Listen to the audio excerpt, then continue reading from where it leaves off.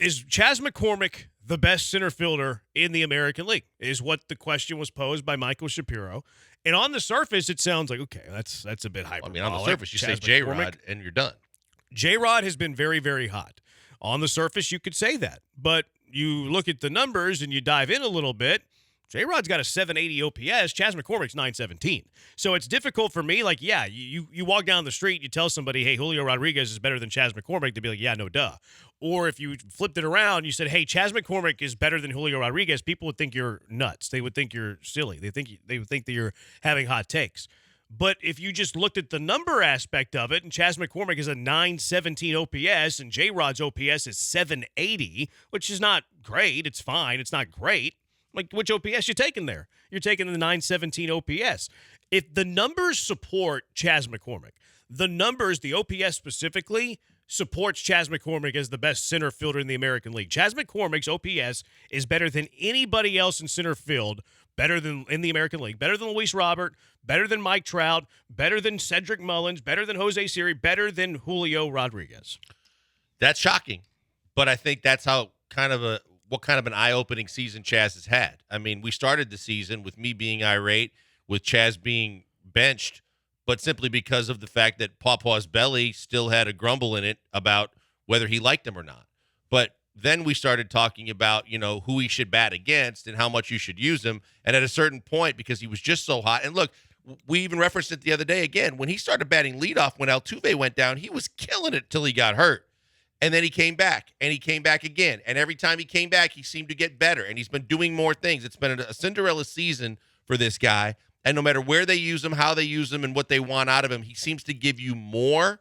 To where Astros fans know that, I think that would be something that would blow the minds of most baseball fans across the country that don't work for a living covering baseball. See, I think that word, though, that you use there is disrespectful to Chas.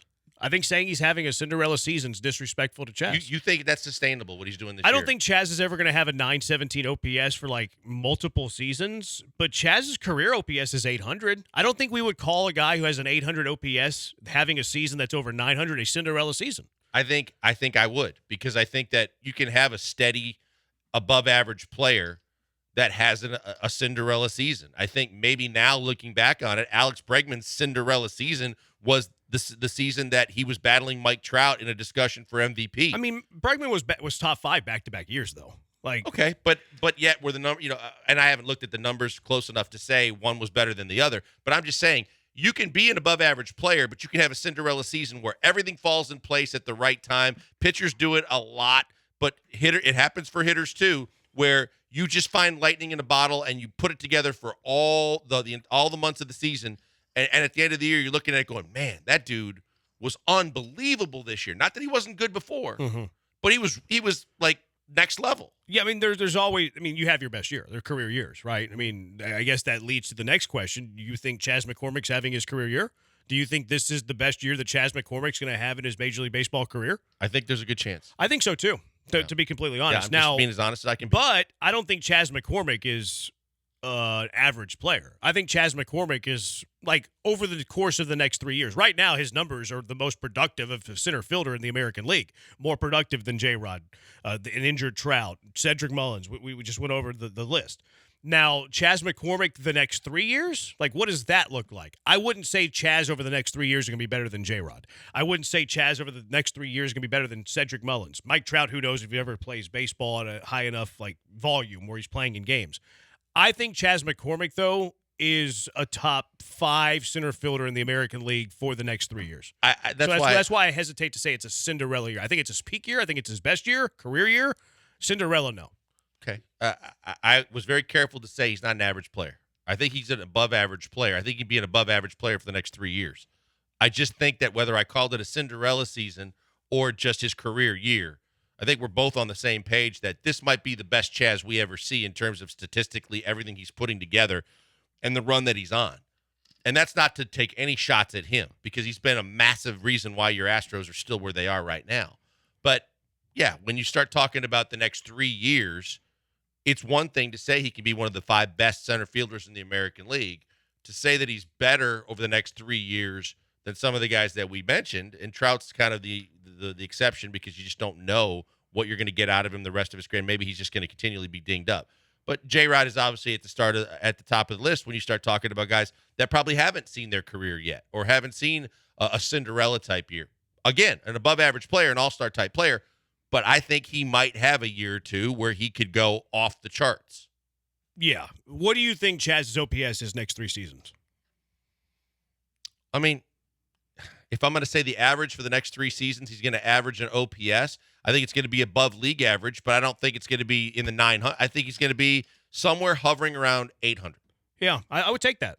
Oh, I would take it for sure. I would take that. If Chas McCormick gives you an 800 OPS after the next 3 years after this one, so we're talking 24, 25, 26, I'm signing up for that in a hurry. No doubt, because of the rest of the lineup you have, too. Because you still have prime Jordan. You still have prime Tucker. You still have above-average Altuve. You still have a lineup that's fully capable with him in it. He doesn't have to, assuming that you're not going to go through injuries every year like you've had to endure this year, and whatever you do or don't do with sprinkles and icing, if he comes back or you use his money and you repurpose it and you get another bat, I think the rest of the lineup says that if he just does that, he's exactly what you need. Yeah, I'm with you on that. I think he's going to be a good offensive player. Wind says 850 OPS. 850 would be obviously better than 800. I would take 800 right now. King of Twitch, I'd say Chaz is a serviceable center fielder with better than average stats, so he seems a little bit lower on Chaz. 3032, top 8 in the American League. That's good, but dude needs to play every day. Somebody else asked the question, too. Further, is Chaz even considered a full-time player? Early in the year, no. Like now, yeah. Chaz is playing mostly every single day now. Chaz is not in the same tier as Jake Myers anymore. He's not in the same tier as Corey Julks anymore. Dusty, look, first 70 games of the season, Chaz was playing just as much as Jake and Corey Julks, and that was managerial malpractice, if we're being completely honest. It's one thing to say early in the season you might think about platooning him, but I think it's a managerial decision that has been the reason why his games have been limited. Now, you could say he's not like an everyday center fielder. You could say he's an everyday outfielder because there are days when Jake Myers should be starting in center field. Fly ball pitcher against a lefty, Myers should be in center, Chaz should be in left. Even when, like, Brantley, if Brantley comes back, like Chaz is going to play center when Brantley Jordan play left. He's going to play over Jake Myers. But there are days, especially against lefties, when Brantley doesn't play or he's not, if he ever comes back, where Chaz should be your left fielder and Jake should be your center fielder. So I think it's fair to say your everyday center fielder is a question, but he's definitely an everyday player, everyday outfielder for the Astros. Anything less is a mistake. Personnel matters at this point, right? I mean, it depends on the options that you have for all the scenarios that you're going to paint and lay out. But right now, with the personnel that this team has, and will that change in a year? Will they, like I said, will they repurpose the money for sprinkles and icing and go out and find another bat? And now we might be having a different discussion. I think he's definitely surpassed Jake, and he should be looked at as the option before Jake. But I think if you get another corner outfielder or you go and spend money on a bat, there's a scenario where now you're looking at where is he going to play, and it's similar but different than Yiner in the fact that for this season, you just got to find a place for him to play every day. He needs to be in the lineup. But as that goes forward for the next 3 years, that's going to depend on the personnel that's around you. No, I'm willing to go that far right now with Chaz. You have the so services, then you would just play him in center field. Not necessarily center, but that he's in the outfield on an everyday basis. But I'm saying if obviously, you you get the rest. You're not going to play 162, right? But you should play 150 if healthy. You have his control for the next 3 years after this year. For the next 3 years, you should be putting in permanent marker Chas McCormick is one of your 3 outfielders. I just say center field because the chances are they're going to spend money on another corner outfielder. Probably. Yeah. Like, I'd rather him play center. Yeah. I'd rather him be. I'm fine with that. Because that means you're better. That means you're better offensively. Because now you have Chas McCormick's bat in center field. Your corner outfield bat's supposed to be better than a center field bat, so it brings you up offensively. Well, I don't think you lose that much defensively, though Jake, numbers-wise, is a better defensive center fielder. Yeah. But I think you gain so much more offensively consistently. Well, now you bring in a corner outfielder who's a lefty. That way you give him days off against lefties. Jake can play center field on those days, and he's your 4th outfielder, your defensive replacement, which I think, quite frankly, is what Jake Myers is. I think he's a platoon option against lefties and a defensive upgrade in center field and a 4th outfielder. He's a little bit better Jake Marisnick. Yeah, I think that's what he is.